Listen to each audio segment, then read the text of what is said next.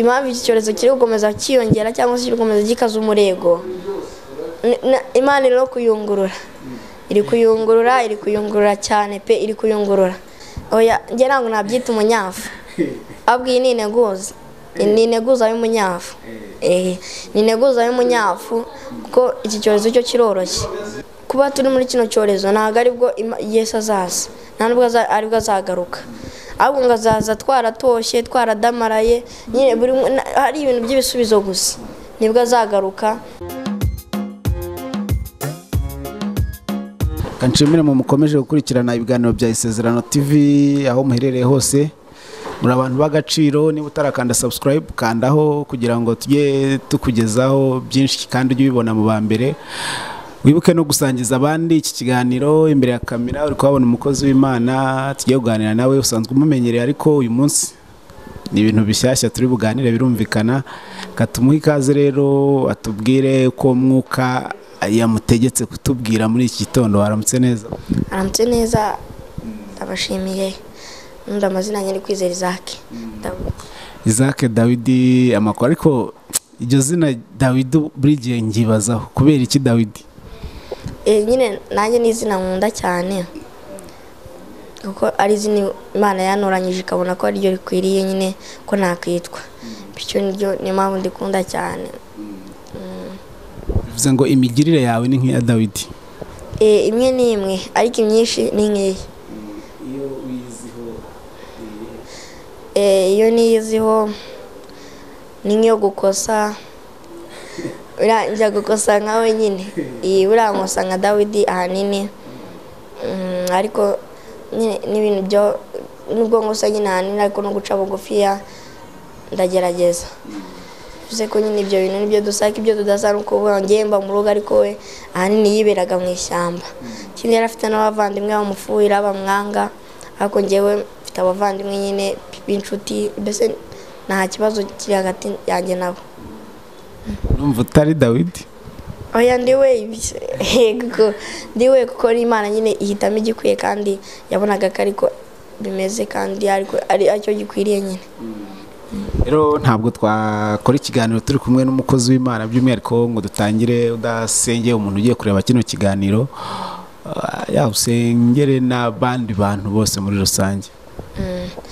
Mana Data twese turagushimiye kubw'aka kanya tugiye kuganira, turakwenza kugira ngo uzube hagati muri twebwe, byo tuganire bibera umugisha nibere umuvumo.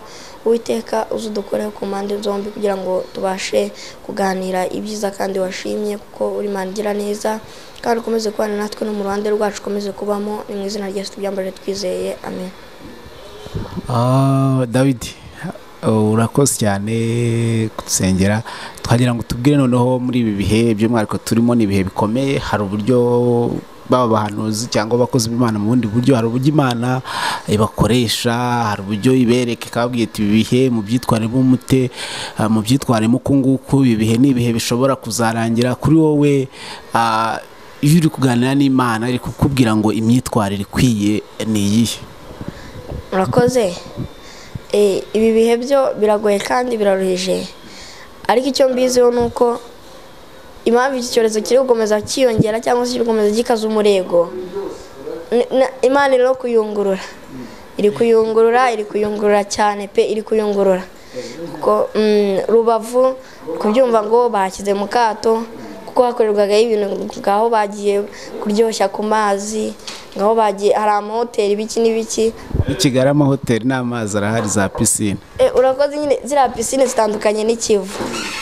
Ikivu byabaga ari akarusho kuko yari amazi navuga ngo ni naturere, yari amazi naturere, ariko pisine zo ni artificial nyine zakozwe n'abana b'abantu. Bivuze yuko nyine biriya bintu Imana kuba byaragize ntago Imana yari ibinezerewe kandi ntago Imana yari ibyishimiye. Nicyo cyatumye rero Rubavu nyine hagira ibibazo, ariko icyo nakubwira cyo ibi bihe byo biragoye kandi bikomeje no kugorana, ntago bigeze kwihereza ahubwo birimo gutangira. Kugira ngo i Rubavu niho hari Ikivu, ni Ikivu ariko hari n'ahandi hantu henshi cyane hanabera n'ibyaha byinshi kurenza i Rubavu. Abantu bagiye koga gusa. kubera icyo ariho ukeka ko imana yahisemo, cyangwa se n'ahandi i Rusizi nta kivu kibayo nta kikuki, kubera icyo imana iba yahisemo ahantu nk'aho? urakoze. Njyewe ari ntabwo navuze ngo niho yahisemo, ahubwo nyine ni urugero nari mbaye kuko niho ibyo bintu byakundaga kuvuga ngo tuzajye ngo weekend irageze tujye i Rubavu ku mazi, ngo weekend irageze ngo tujye kuryoshya hariya ku Gisenyi. Ibintu nk'ibyo nyine nicyo gituma harageze mu kato, ariko ikikwereka ko hari uduce turushijeho, kikwereka ko hari uduce nyine dukomeye noneho kurenza. I Rubavu bafashe akarere, navuga ni nk'akarere kose, ariko bageze inaha za Kigali bari gufata imirenge, bivuze ko mbese ho birakaze ku rwego rwo hejuru. Birumvikana ko nyine bigiye birutanwaho, kuko birumvikana akarere kose niko kaberamo ibintu nyine bikomeye kandi bibi cyane. Noneho ugera i Kigali noneho byo birakabije ku rwego rwo hejuru, bafata umurenge. Muri babandi bavuga bati iki ntabwo ari icyorezo gisanzwe nk'uko tuzi ibindi byorezo bijya bibaho cyangwa izindi ndwara, ahubwo uri muri babandi bavuga ngo iki ni igihano Imana, ni akanyafu k'Imana, ni umunyafu Imana iri gucisha ku bwoko bwayo bwanamutse. Urakoze.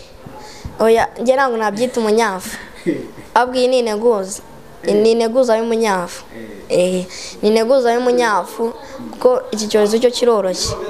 Ni integuza y'umunyafu kuko sida nyine ikimenyetso nuko sida yamaze imyaka ingahe bahita bayibonera urukingo, nyine isa nkaho bayibonera navuga umuti nyine ugabanya ubukana. Umuti ugabanya ubukana, abantu bakomeza kubaho. Ariko urebe aciyeho igihe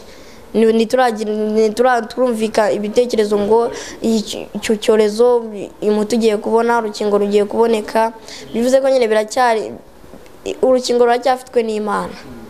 Rero iyi ni integuza y'umunyafu, ntago umunyafu uraza.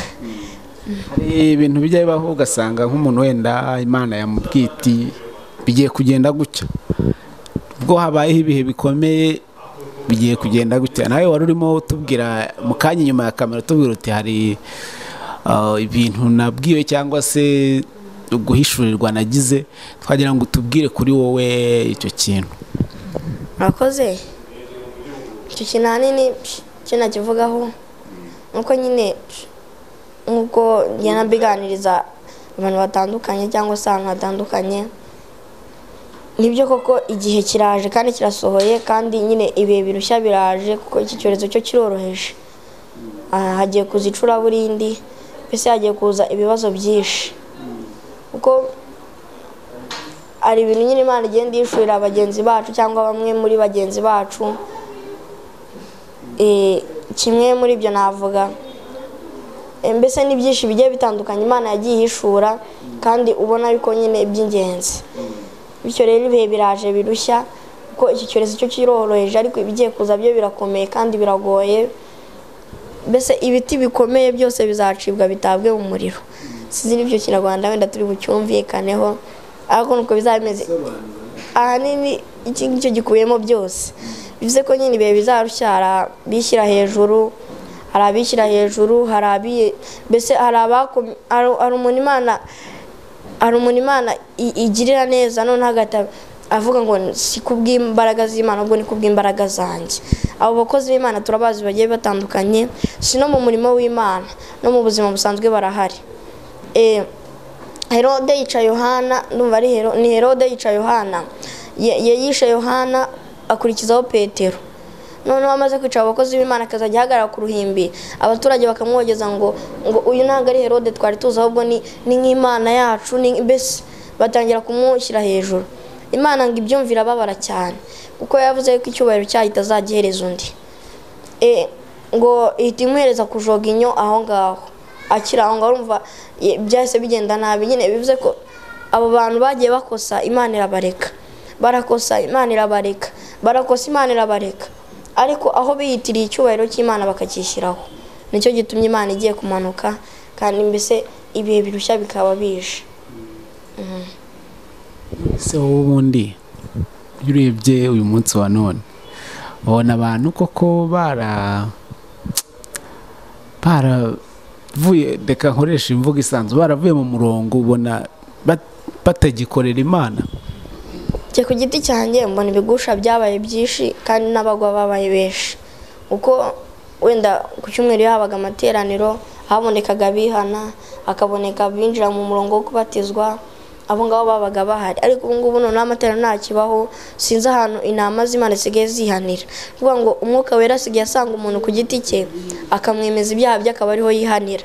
Ariko mbere yaramuteraga akamujyana mu rusengero bakamubwiriza ijambo ry'Imana akihana. Bivuze ko abakizwa babaye bakeya ariko abagwa baba benshi.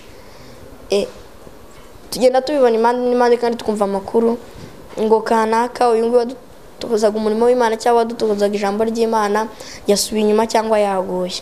Muri kino gihe rero abantu bari gusubira inyuma cyane cyane ku rwego rwo hejuru, bari gusubira inyuma mbese mu bintu bidasanzwe cyane. Wowe ni ihe namujya?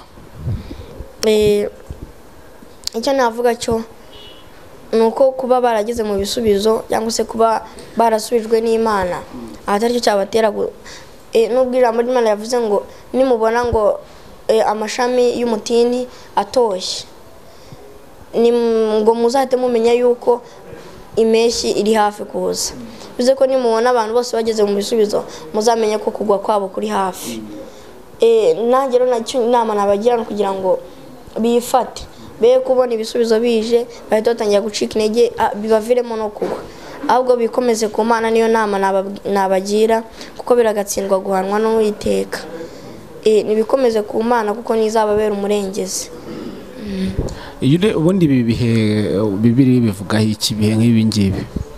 Ibi bihe Bibiliya bivuga ibigiye bivuga ibintu bitandukanye, ko na Yesu yabivuze, aravuga ngo kuba turi muri kino cyorezo ntabwo aribwo Yesu azaza, nta nubwo aribwo azagaruka, ahubwo ngo azaza twaratoshye twaradamaraye, nyine hari ibintu by'ibisubizo gusa nibwo azagaruka. Icyo ni cyambere bivugaho. Mu gihe hari ibihe nk'ibi ngibi abantu bashatse bakora ibyo bishakiye? Oya, muri bino bihe ntabwo aricyo bishatse kuvuga. Bivuze yuko muri kino gihe kuba hari ikintu twita kugerageza. Ikiganiro dusoza, hanyuma urahita unasengera umuntu wakiriye ibyo by'umwihariko duhite dusoza. Murakoze. Icyo namubwira ni ukugira ngo umuntu wese uri kudukurikirana kuri kino kiganiro nabe maso ku giti cye kandi nabe maso ku ruhande rwe, kuko buriya abantu bajya kunda kuvuga ngo nubwo Yesu atinze ariko urupfu ntirutinze, kandi buri imeruka y'umuntu ni urupfu rwiwe.